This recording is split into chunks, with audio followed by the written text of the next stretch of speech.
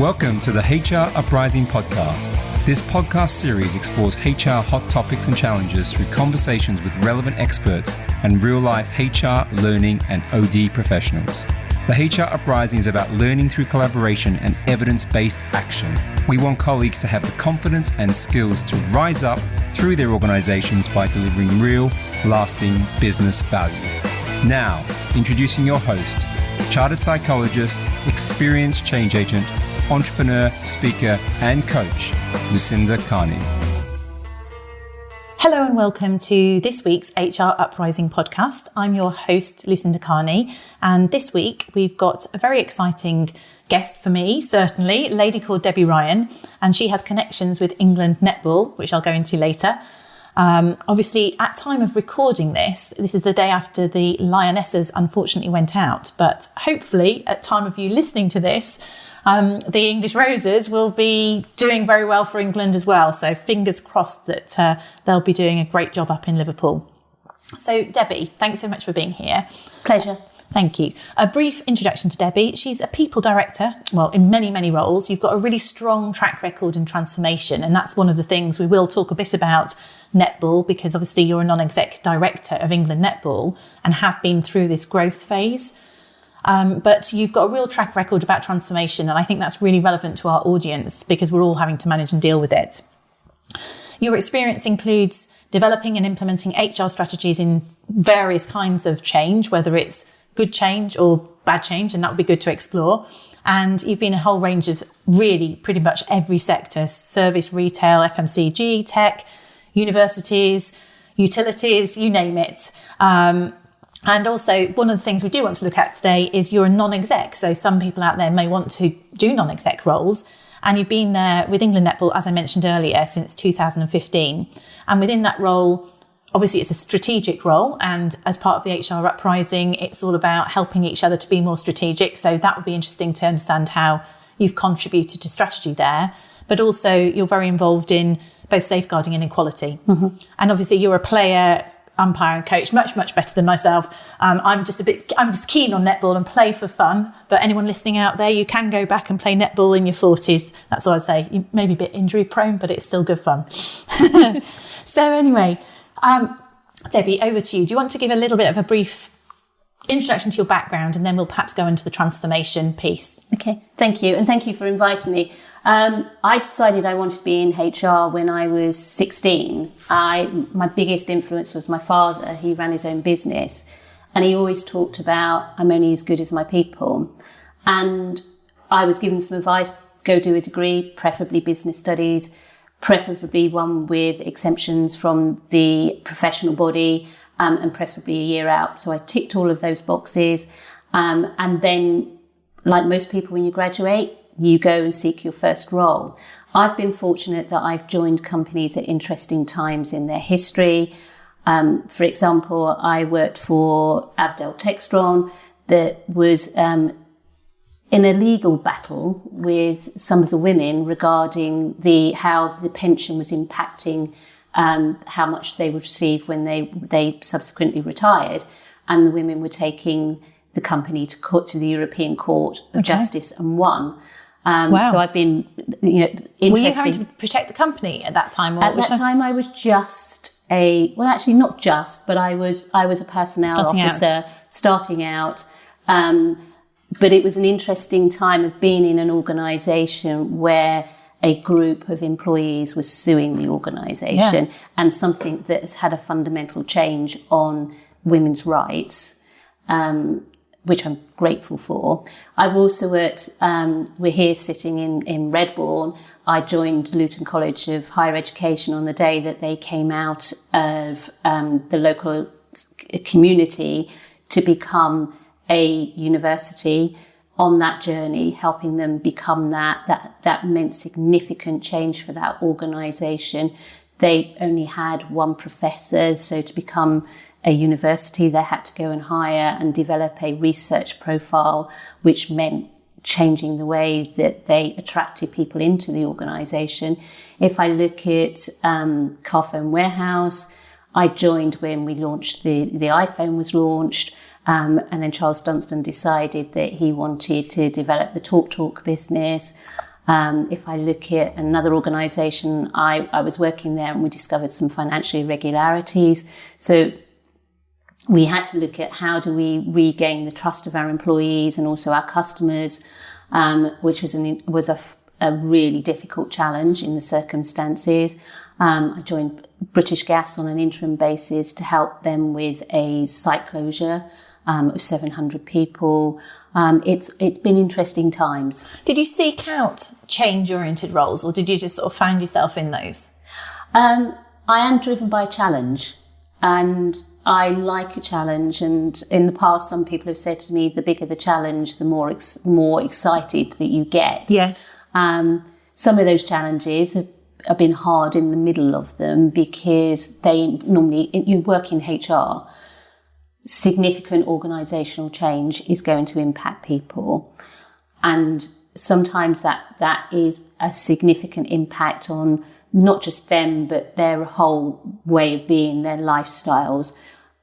Most of the time you can find a way, and I think this is where good HR plays a part, of how do you develop a culture, how do you develop approach that will enable people to look at it is, yeah, it's not great that I've been put at risk, for example. If I look at the site closure with British Gas, but we worked hard to make sure that the majority of people could go on either within British Gas or with other local employers. And one great thing about an organisation like British Gas, they had a reputation for training their people well. So as soon as it was announced that, and it was people were announced attractive to go else to other roles. Then, yes. Yeah.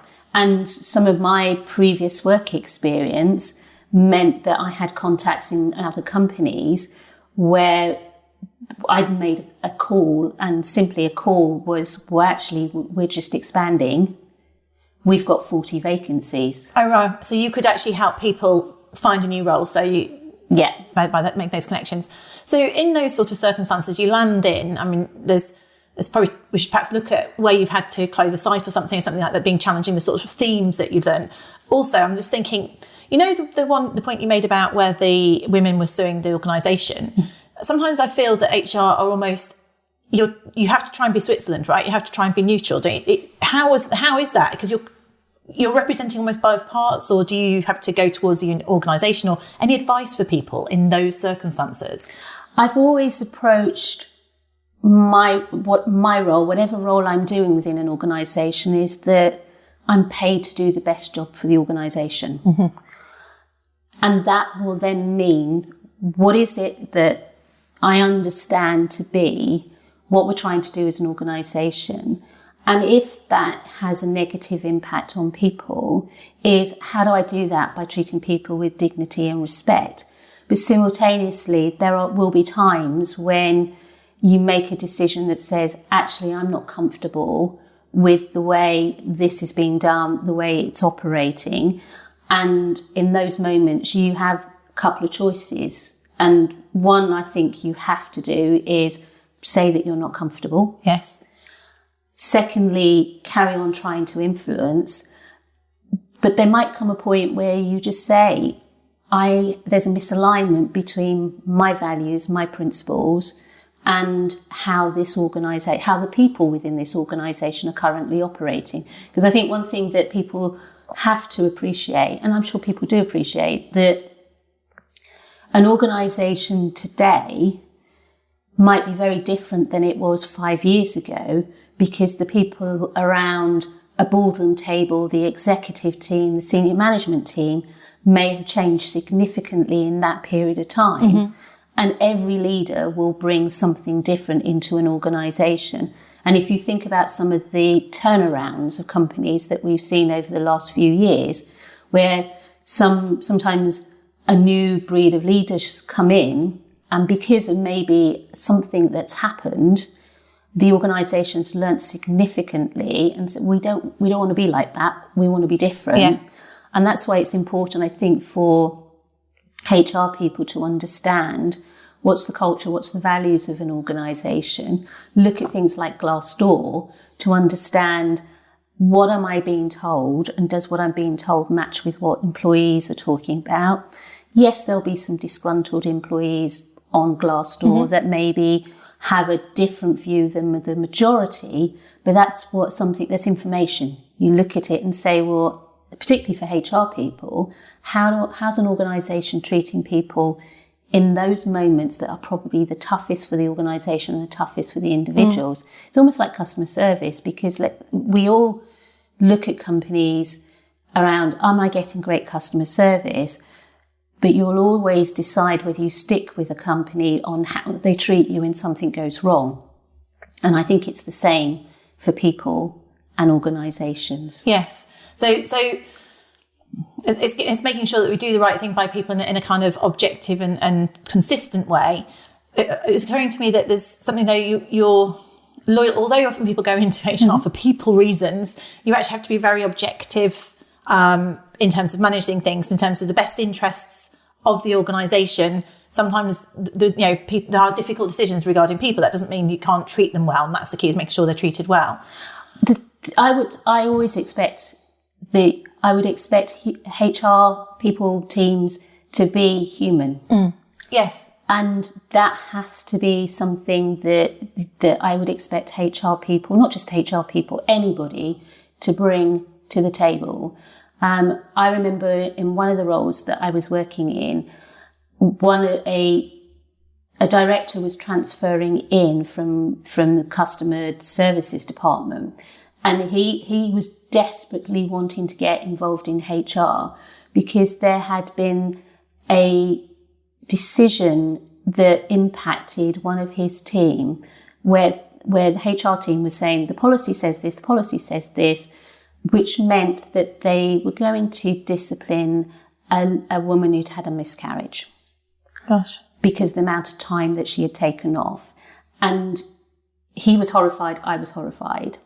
And he was in a place of, I just want the opportunity to go and work in the HR team as part of it for a period of time where I want to see if we can get to a place of, yes, there's a need for policies.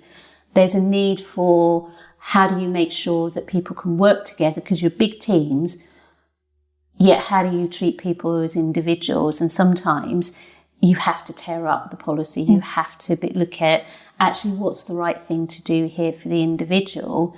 And whatever that is in that moment in time, that might be different in another 6 months' time because the circumstances are slightly different, or there are more people involved in something, whatever it is, there's more people involved in it, which means that you can't take an individual approach. You have to look at it as what's the best thing for the team. And you've always got this concern about precedent, I guess, is where people are very by the book, you've got to treat you like that, can't treat, but it is, so it's almost helping people apply common sense and humanity to a set of circumstances, and every circumstance is different, while still being fair and consistent, which is pretty complex task of people, I guess. It is complex, but isn't that really one of the reasons why people go into a role, a function like HR?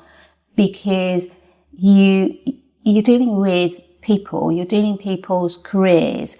If they want, everybody, I'm sure, gets up in the morning and wants to do a great job. They don't get up going, I want to do a crap job. Yeah. They want to come home at the end of the day and be able to say, yeah, I had a great day at work, or I had a good day at work, and I had a great day at work because I achieved something, I made a difference to somebody's, not necessarily their lives, but I made a difference to their day. I'm working with great people, we had a laugh, I learnt something new. Exactly. That's what you want to achieve and strive to achieve that every day that people are in work. Absolutely. So moving on to sort of where you've been involved in transformations and difficult circumstances, let's say where you had to do a site closure or something, were there any things that you found were particularly successful or unsuccessful that you'd share with people in those circumstances? I think the three key things for me in terms of change and transformation is, one that we've just talked about, is be human and be pragmatic. If I look at one of the site closures that I was involved in, it was impacting 700 people. And if you look at that consultation process, once you've announced, you go into consultation, and everybody will talk about, here's the plan. It's, we're talking about, if you're working with the unions, is there a counter proposal, all of those sorts of things. With that particular closure, the announcement or the proposed announcement, it became very clear very soon that there was other organisations that wanted those people. And there was an opportunity to actually, we'll help with that. Yeah. But in some respects, because you're still in the consultation process, you could argue, well, no, we're not going to help with that because we haven't actually concluded that there will be you don't want to jobless. lose. Yes, you actually got to select who's going to stay and who's going to go. You don't want to lose your best people necessarily. And one of the things that I'm proud of with that particular organisation is that they took a pragmatic view. They said, we know that there are opportunities for our people in other organisations, and we're not going to let this process stop them being able to go and pursue those opportunities. And we even, for some people, secured roles, and then the question became, well, we haven't concluded the consultation process. Am I entitled to any redundancy pay? Oh dear, that's quite complicated. The organisation went, yes. Good. And they also, and there was debate and discussion around how do we continue to fulfil our commitments to our customers and our service levels, because if we let people go early towards new roles, if we also let them have the redundancy pay, which potentially, if we go through the process, their role may not have been made redundant in the end, that all those moving parts around the finances, customer service, and then what's right for the individuals, they move to a place of, actually, we've announced that we are going into consultation about job losses. We will pay the redundancy pay if people secure roles partway through that process. And we won't hold people to that period of time because... Is that basically taking VR? You were giving people... Was that voluntary redundancy, your process, or is that different? No, it wasn't, because we'd announced it. And whilst we were seeking volunteers, it wasn't necessarily that we were saying it could be this number or that number. We hadn't concluded the whole process. But that's one of the things for me is that in that moment, the organisation was very human and very, very pragmatic. Very decent, actually. Yes. That's the thing. So, and the other thing, was that the same one we were talking earlier about? You've had to use other skills in your HR role, sort of coaching skills to help people. You were talking about a director who was struggling with it. It's quite emotional. That sounds like quite a positive outcome, but sometimes it's quite emotional when you're breaking the news to people, isn't it?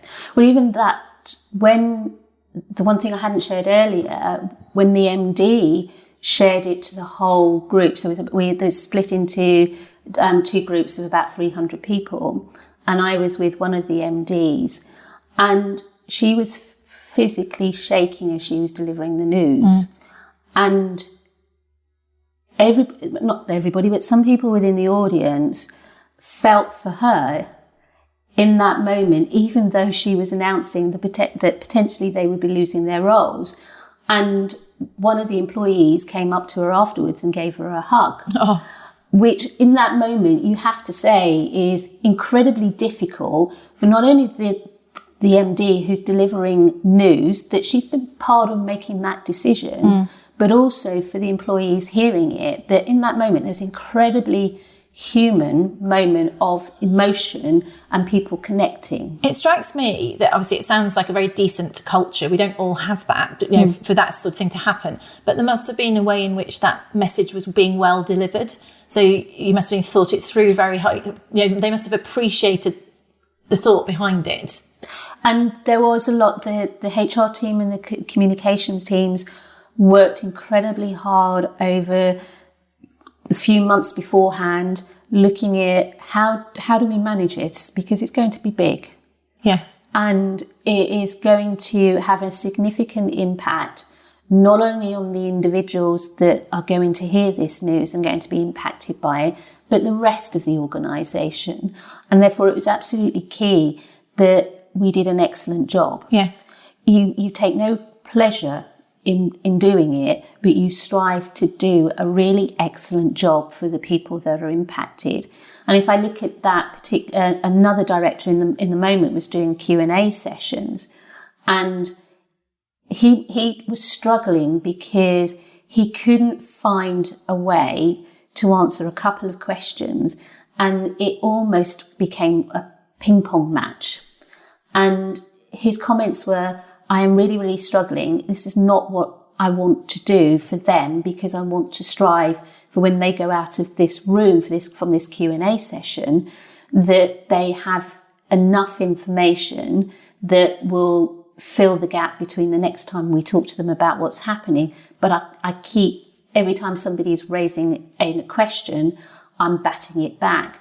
So I just talked to him about, well, let's look at what's the outcome you want. And if you were the individual asking that question, or the people sitting around that individual, what is it that you would want to feel? What would you want to think? And what would you want to do as a result of that? So trying to get him out of his head, because he just got himself stuck in that sort of, because of the emotion, it just meant that he just couldn't find a way to go, actually, yeah, this is not a great situation, that you're hearing this news today. We appreciate the impact. Let me give you this information. But it was just, he got caught up in the emotion of it all. And let's face it, we all do. Absolutely. Do you ever find it hard emotionally yes. to deal with it? And what have you got any strategies that help with that? Several things that I will do, and I've learned over the years, is clearly practice the words that you want to come out.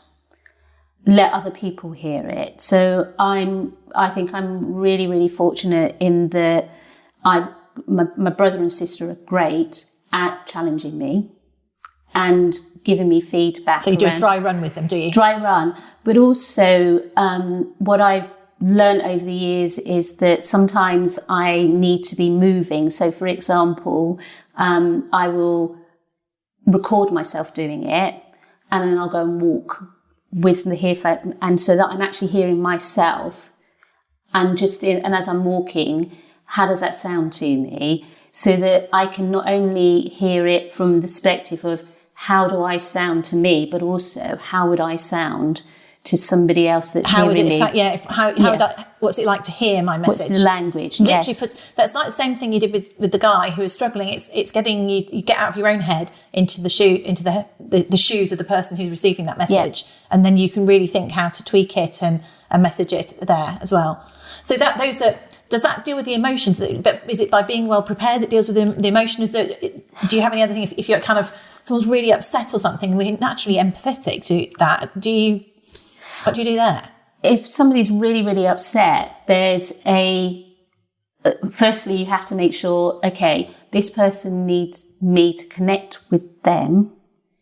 And in that moment, you have to almost just let your own emotions, I would just say still is probably the best way of describing it, so that you focus on them as an individual, breathe deeply, and also from a perspective of almost hold the space for them and allow them to talk, allow them to be silent, take your lead from them. Because sometimes you can find that if somebody is emotional, you might almost be, it's not as bad as you think. Well, it is to them. That doesn't make it any better, does it? They just need to do it and get it out, yeah.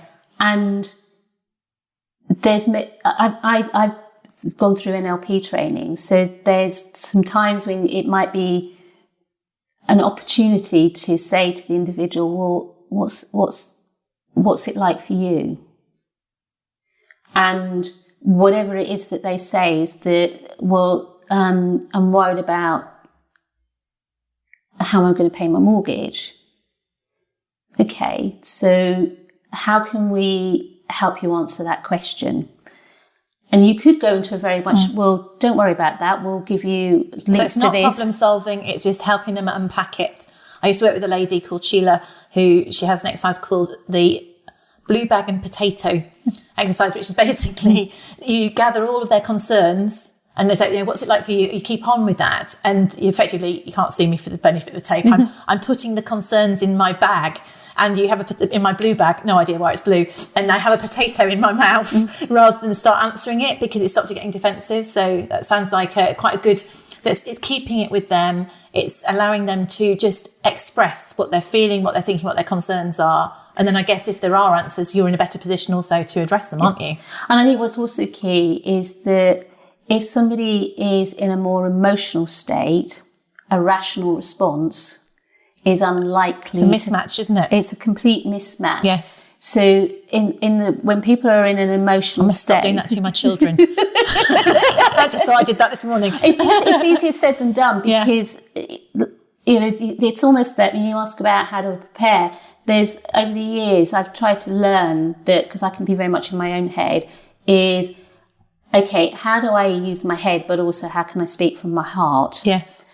But also in that moment, stop myself from going, don't worry, it'll be fine. Yes. Because when you're in the midst of a trauma, and it can be anything that's generated that trauma, almost the last thing you want to hear is, now, don't worry about it, it will be fine. You want to hear, actually, it's not great at the moment. And you might want to say, as they're starting to move through that emotion, or when you've been in a similar situation, what did you do? So that's where I can hear that your skills are coming through in terms of NLP, in terms of coaching. So I suppose in the interest of time, because I'm very keen to get onto England Netball, the sort of things that obviously there's loads we can take from your experiences. There's stuff about communication, really, but it's stuff about being both logical and empathetic, or empathic, in terms of so having that flexibility. You're there to support the business, but ultimately you also have to be there for the individual and to be able to reach out for them.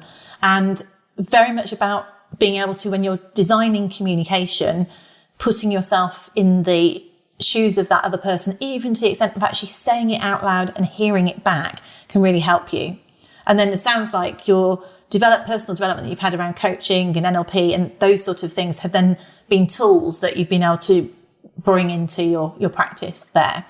And I suppose if we make that link then in terms of the fact now you've obviously done a range of roles and you're now a non-exec director, and that is a strategic role, I guess, rather than an operational role. How is that? What would you say? How would you describe the role of a non-exec director? It's very different from an executive director, because, and that's one of the things that when you move into a non-exec role, and I've spoken to a number of people who have made the transition, and they all say the same, you have to remember you're not an exec.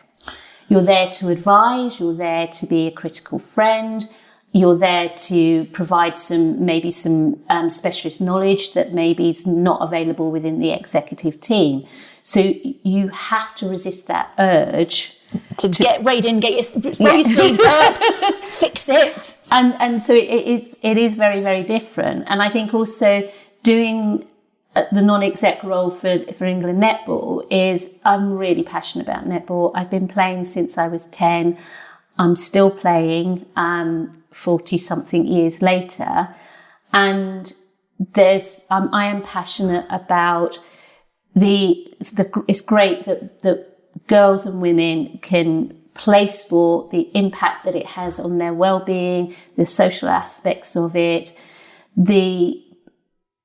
I'm also passionate about how can we get more coaches into grassroots. The game doesn't happen if we don't get umpires, all of those sorts of things. Yeah. So sometimes, when I'm looking at the board papers or some of the things, and it's almost, I'm now in the space of probably every board meeting, or if it's not every board meeting, it's every couple of board meetings of what we're doing about coaches.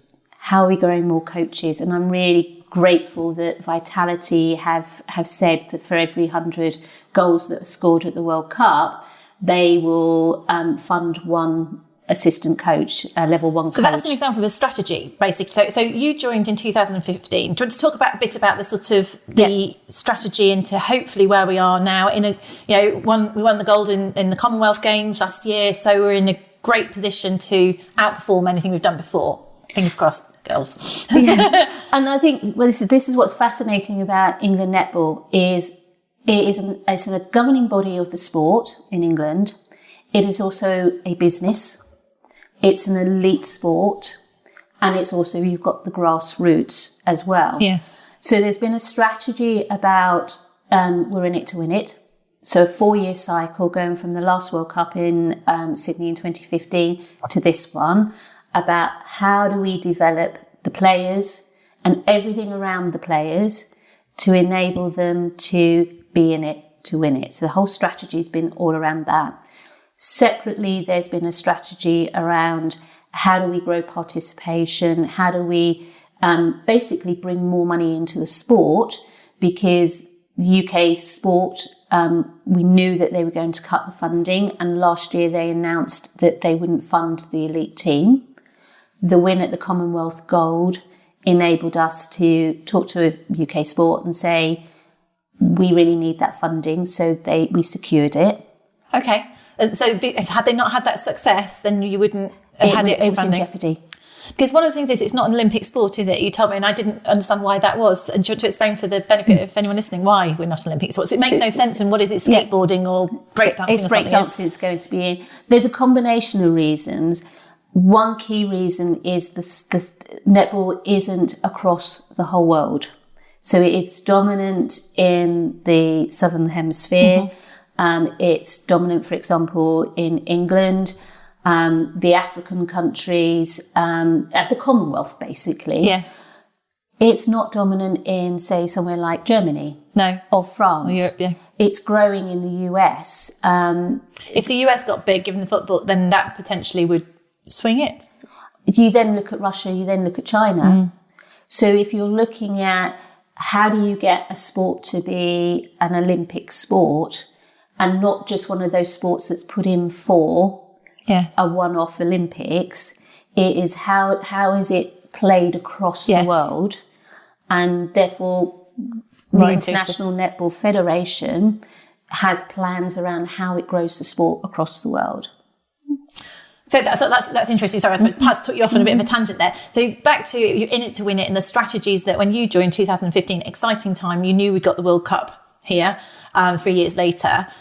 You didn't know that there was uncertainty around funding, and then it is chicken and egg. If there's no funding, then you can't train people up and we're not going to have success, and we can't do grassroots netball. And speaking as a grassroots netballer, I absolutely understand the issues we have about lack of coaches and lack of umpires. And lack of facilities. Yes, absolutely. You have 4G pitches that you can't play netball on, but you can play anything else on, and that sort of thing.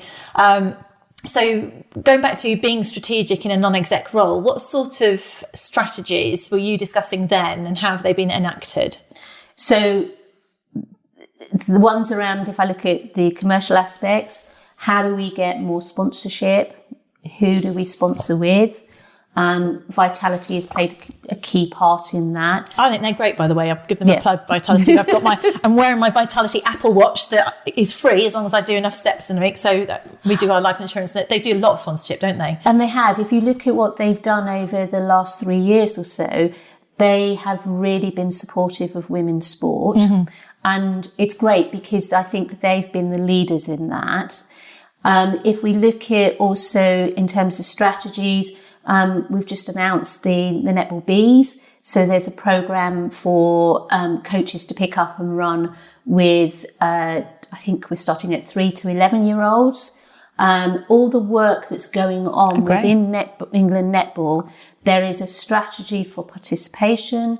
So if the strategy around participation is netball your way. So if you want to play netball, you could go and play the normal classic rules. You could go and do fast 5. You can do fast net. There's walking netball. If my mum was still alive today, I am sure she would be playing walking netball, because she always fancied herself as a goal shooter, but they never quite played it at her school in those days. It's just getting the numbers high enough to do it in some of these, just get it off the ground. So we play locally, and we kicked it off ours, and it started out as a group of mums, and it's still a lot of mums. We now have ages from 12 to 65. Yep. And one of this lady who's 65 who's awesome and very tall. And occasionally we've done walking netball, and she tried to go to walking netball, but it was about getting enough people there to be able to have a game. That's the thing, when you've got 3 or 4, it doesn't quite work. So this would be great to get the traction going. What we also need is, how do we make sure that girls don't stop sport in school? Because the numbers drop off significantly. These numbers are a little bit old, so I think it's improved since then, but only something like 10% of girls between the age of 13 and 18 participate in team sports. If you look at the number of senior women execs that have played team sports, it's a high proportion. How so you could argue that it's good for your career. But even so, whether it's somebody is not great at netball, and I coached some juniors a couple of years back who couldn't get into the school team and were frustrated. It's not always the good ones that, often it's the good ones that stop, and then you've got the ones who are keen who then become better and better and better. And they wanted to play, and they were frustrated. And I've got a couple of 15, 16-year-olds, and I was talking to them about, so how much netball are you playing at school? We get 30 minutes a week. And I was shocked, because PE is we used to have double PE. So that gave you time to change. It gave you time to go and play and do whatever you needed to do, and also time to change. And shower or whatever you feel to. And that's not happening in schools today. No, it's very strange. So my daughter's in a year group of 200 people. My daughter loves netball and does play netball. Of 200 people, of which I'd say 100 are girls. And they would have one team of 7 girls, and it gets fewer and fewer, and they're scraping them together. But 9, that's ridiculous percentages. What are the rest of them doing? Now, some of them play football. At other schools locally, some play lacrosse, but it's more the 80-20. It seems like 20% of them are playing active netball. And it's a shame. So why is it? I don't. And the only thing I've ever heard as a reason is about they don't like getting sweaty, and they're too busy kind of want to look the part. It's not cool to. And there is some of that, because we look at body consciousness, and not just for girls but also for boys. I also think that there's pressure on teachers, because if you look at how much teachers have in terms of their workload, and often they have to do it in addition, and often in schools it won't be just the PE teacher that's picking up maybe the netball team or the football team after school. It's the English teacher, it's the geography teacher, and then there's after school. And in some schools, those schools participate in national schools, which means it's the weekends. And then suddenly you've got a whole issue of, how do you make sure that you've got enough people that are trained well enough, safeguarding issues, that can manage a really great group of girls and boys that want to play sport through the week, at the weekends, parents juggling their lives as well as, most, because the nature of work has changed, that's also impacting parents' ability to enable their kids to get to either after school clubs or clubs in the evening, at the weekend. So I think all of this needs to be looked at, and it's one of the things that England Netball, with other national governing bodies, are funded to do, from money from Sport England, to look at how do we get more people involved, all different age ranges, and that's part of the strategy development. And I've just heard them say that this morning on the radio about football. You've got to have enough people in it to keep on having your elite players in there as well, haven't you? Absolutely. So you talked about that. So as a strategy, Danny, you said it was about netball your way, isn't that the catch? So it doesn't matter who you are, anyone listening, there should be netball you can get access to, and it has grown hugely in the last 10 years, hasn't it? In terms of the sort of success of the current team, what sort of elements strategically have been put in place there, looking at the... The Lion, wrong team, the Roses. One of the key decisions that we made as a board, going back to, I think it was early 2016, was how do we turn the players professional? Because if you look at some of our past heroes, somebody like Pam Cookie, I remember reading an article about her that she was doing 3 hours training a day on top of a full-time job. She was one of the best goal attacks in the world. Compare her to the best goal attack in Australia or New Zealand, they were being paid. They weren't juggling 3 hours of training and a full-time job. Yes. So we made that decision to enable those players that wanted to take a grant to focus full-time on being a netballer, that they could do that. Some of the team... Take it, it's not football money. No, definitely not. The door. It's definitely not. Then there are other players, like Jiva, like Joe Hart and like Helen Housby, that are playing out in Australia, who aren't on that programme because they're being paid by their clubs, but they are full-time athletes with those clubs. Right. And that's been a game changer. It's also been a game changer that the philosophy of England Netball, the current director of performance, has said, well, we want our players to be the best in the world. To be the best in the world, they've got to compete with the best in the world. The best league in the world is in Australia. So that's okay for them to go out and play there. They did say that was one of the things behind the success last year, because, again, for the benefit of listeners here who are not into netball, it is very much Australia and New Zealand and have been the champions. And so the achievement last year, I don't want to explain how important that was and the part that played in them being over there. So in terms of the Commonwealth Gold, the players had never been to a final of a major event. So when they beat Jamaica in the semi-final, for them, that was significant. And nail biting for anyone watching. Yes. And the other thing is that Australia hadn't lost on their home soil. So for the players going in on that Sunday, they were in a place of, we have nothing to lose. And they knew that they were good enough. And you'll hear the English Roses captain, Serena Guthrie, talk about that how, we know we're good enough. We just got to back each other up and we just go and play our hearts out. And that's what they did. And they won by 1 goal. And I think this will be the last 5 seconds. This will be the most competitive World Cup that there's ever been. Because if you look at the matches between the top 5, 6, they have been decided on 2 or 3 goals. And when you're scoring around 100 to 120 goals in a match, the margin is tiny. And that could be that just somebody, slightly inaccurate throw, somebody does an awesome intercept. It just can turn, and the game can turn the game can turn in 3 seconds. It absolutely can.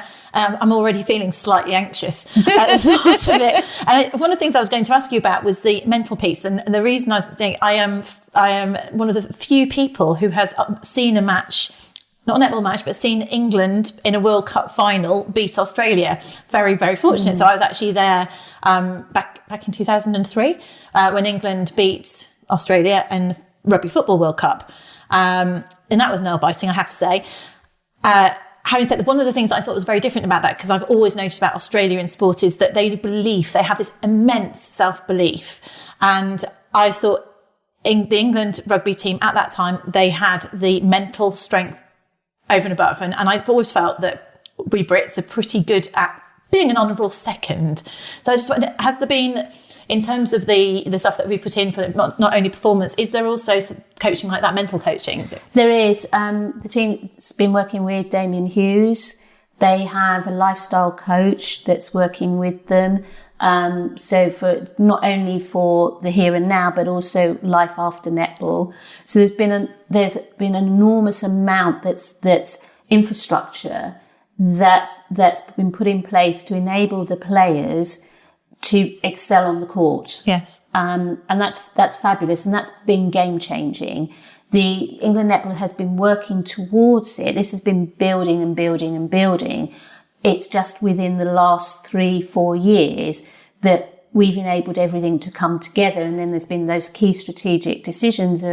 If we want to be the best in the world, then we've got to operate in the same way that the best in the world. Well, that's players are full-time athletes. How do you get players to be full-time athletes? Well, you've got to either get the funding for it, or you've got to generate the money for it. How do we generate? And it's just all of those things have all come into play. Explain it. I mean, this is HR being strategic. I know you're not just, it's a business being strategic, and it's looking, how do you achieve these goals through our people initiatives, whether it's your elite team or your grassroots players. It's looking at how do we achieve this outcome. And for me, I look at when I was doing my MBA, and we would, you always look at business case studies.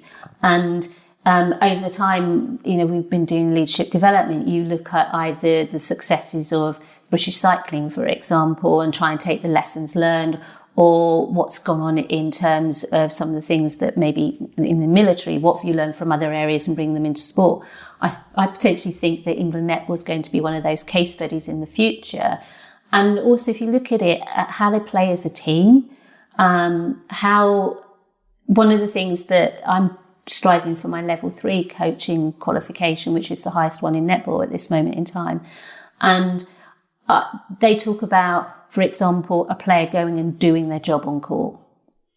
Well, how do you set that player up for success? And it's a team game. Yes. How do they work as a unit? As that ball's moving around, what's the strategy to put pressure on the opposition? Yes. And when they're doing it to you, what's your strategies around how do you respond to that? And we're talking about quick decisions. And that has to be built as a strong, high-performing team. And one of the reasons why I love both HR and sport and netball in particular is, how do you get teams to thrive? How do you get them performing extremely well together? Yes, in the world of work, we're not talking about it all matters on 60 minutes, or for the Lionesses last night that it was 90 minutes. But it's that how do you get a cohesive team? They don't necessarily have to like each other, but they understand what people's roles are. Yes. And they all they know their role and they do their role, and they spread out from their role in terms of it's greater than the sum of your parts, isn't it? It is. And there's that moment where actually I've been pulled out of, forgive the listeners around, I've been pulled out by my opposition, and then somebody comes in to fill that gap and help me to then recover to do my job. If you think about those moments of, that is a well-trained team. And it's around their skills, it's around their values. There's a lot of work being done around the values within the England team, and also England Netball. There's a lot that's moving and the momentum's building. And I hope with everybody that I work with as part of the board, and I know Joe Adams, who's the chief exec, they're all striving towards making netball accessible for all, but it is a really successful organisation with a successful elite team that's making a difference to girls' lives. And I guess that's interesting, because you've got the organisation has got its own ship in order, you're saying, in order to be able to deliver this business going forwards, and drive it through. I think in terms of the interest of time, unfortunately, we probably should draw this to a conclusion, but we can't. So we're going to put this out while the World Cup is on. Hopefully the England Roses are still in at this point of us listening to this podcast, and they go through to the final. And we wish them absolutely all the best. I wish you a tremendous time up there. Thank you. Yes, and also for anyone considering going into netball, look it up. There's plenty out there, and the England Netball site, and there's lots going on. So hopefully, whatever the outcome, this publicity around netball and how it's such an exciting game that it is, that it will encourage more people to get involved in it, which in turn will ultimately lead to success and well-being and more female executives. Absolutely. I think there's got to be a bit of a sales pitch there, Debbie, don't you? So thank you so much for coming on, Debbie. Thank you. Really enjoyed it. I'm going to close that there, and everybody out there, thanks so much for listening to this week's episode of the HR Uprising. Get yourselves out there. Get your. Is it on Sky or a BBC? Both. Get out there and watch some of these matches. Get behind our England team and enjoy. Thank you. Thank you for listening to the HR Uprising podcast. You can access more information, including resources or links mentioned in the show, at our website, www.hruprising.com. Also, you might want to join our LinkedIn community or tweet to us at HR Uprising. We'd love to hear from you.